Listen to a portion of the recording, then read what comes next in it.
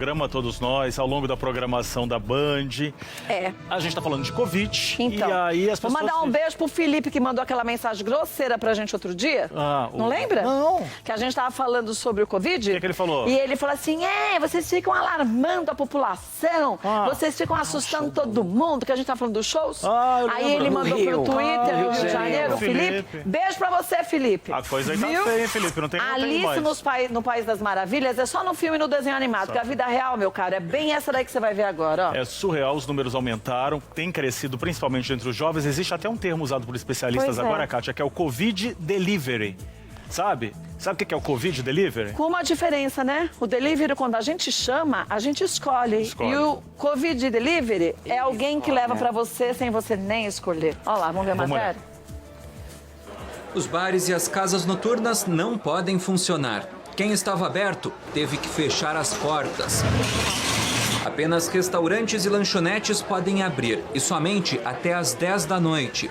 Os jovens, principais frequentadores desses locais, são dos grupos que mais preocupam neste momento de repique dos casos de Covid em várias cidades. Saem, passeiam, tomam chopp, provavelmente depois do terceiro chopp ninguém está usando mais máscara. Adianta pouco a pessoa se cuidar se tiver pessoas jovens em casa que estejam levando uma vida normal. No consultório, o médico tem comprovado o que chama de Covid Delivery. O vírus vai à casa. Eu digo até que nós estamos fazendo hoje em dia medicina da família, porque nós atendemos hoje em dia 3, 4, 5 pessoas da mesma família. A Secretaria de Saúde de Curitiba registrou o caso de uma jovem que foi infectada em uma festa e em uma confraternização teria contaminado 18 familiares. 3 morreram.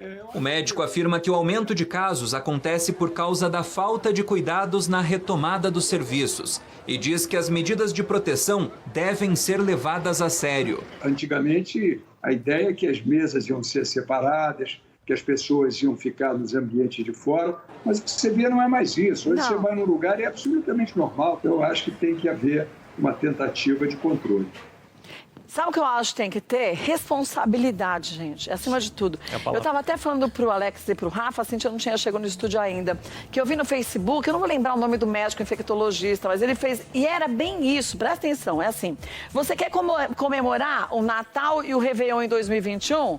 Então fique na sua casa, não visite as pessoas da sua família e se responsabilize em 2020. Sim. Porque não adianta, você quer chegar vivo, ou você quer que essas pessoas cheguem vivos daqui a um ano, pro próximo ano, então escolha certo agora, gente. Eu falei que eu tô vivendo uma vida de prisioneira, e é verdade, não deixa de ser. É de casa pro trabalho, trabalho pra casa, eu não vou nem no mercado, vou rapidinho quando eu vou, volto e depois falo, quer saber, vou pedir pelo aplicativo pra não ter que sair.